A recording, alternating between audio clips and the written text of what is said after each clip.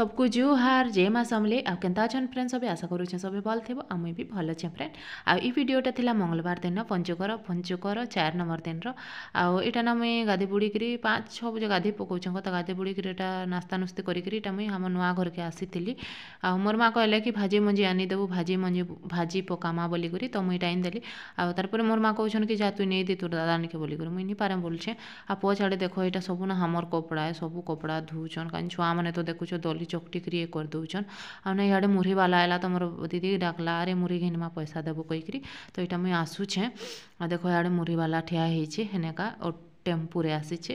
आ तारपर मुरी मुरा घिनी सारा पर ना आज मुझे जिमी धान दाई के बहुत बरस पर फाइनाली मुझे धान दाई जाऊे आ बहुत खुश लगुचे यहाँ मुझे मोर सान भाउज बाहरी गलु यहाँ पानी मुझे मारुचे बोतल रे पानी पुनी भरुछन कौच मोर बड़ भाउज ना खाना पीना धरिक आउछन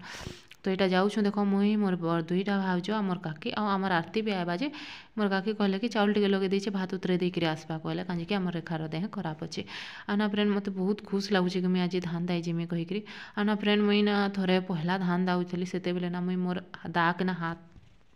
ना हाथ काटी देती तो बहुत भीतर तक पलि जाता जमीक मुझे पूरा बेहोश हो जाती कह तो मत ना सेटा खाली याद आउ था कि हेन्ता नहीं हो बोलिक तो मोर भाउज कहते कि सब बोले हेन्ता हेसी क्या पहला दायित्व बोले हेन्ता है बोलिक तो धीरे धीरे दायब देखी देखिकिना कहले यहाँ पहुँचा पाखापुखी के हो गल न चलू जिमा आपण मान तो देखामी धान दायबार यहाँ देख मोर भाउज कहते खाली वीडियो रे पागल हो बोलिक आगाड़े मोर सान भाउज पछाड़े मोर भाउज बड़ भाउज मोर काकी अच्छन आरती टिके पछी आसवा कह तो भात तुम धरिक आसछु यहाँ देख कि यार गोटे खेत भितर कि बाटे न जो पहले कहीं रास्ता बहुत माने खराब अच्छे नाइन न कह तो कहीं कहले कि धान सब कहीं भी निहा दाँत ना तो कहीं ना रास्ता है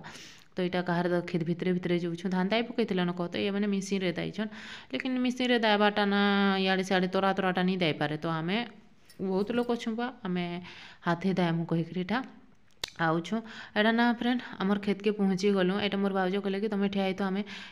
साइड साइड जेन लटा बुदा मैंने अच्छे पहला काटी देसु तार धान दायमा बोलिक तो ये मुझे ठिया होती आमर आरती आउे हाड़े केलौचे तो बोले सब देखुन इे आ कहीकि आटा देखो फ्रेंड फाइनाली धान दाई पकाले एटा मुझे दाई दुआ कर थकी जाऊली बोले मुझे टी ठिया हो जाती आ मोर काकी कहले कि पहला थका लगसी हेन्ता धीरे धीरे ठिया उठी बसिक दाउन तो मुझे आसिक बसी देती माने मत एंता थका लगुला अंटा पूरा एत दुखुता कहनी एत दिन पर दायबार ना सब बेले दाऊली बेले ना किसी नहीं लगुला लेकिन एत बरस छाड़ी दाऊे बोले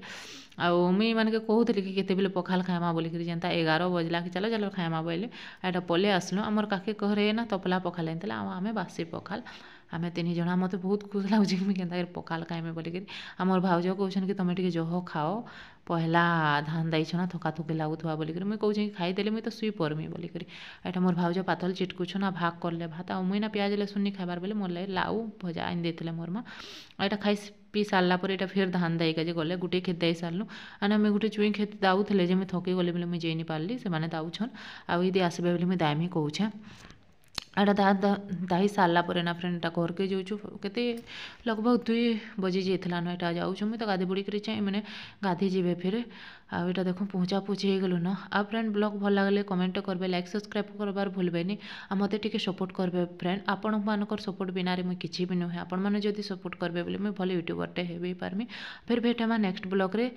आ जय माँ समले जय जगन्नाथ।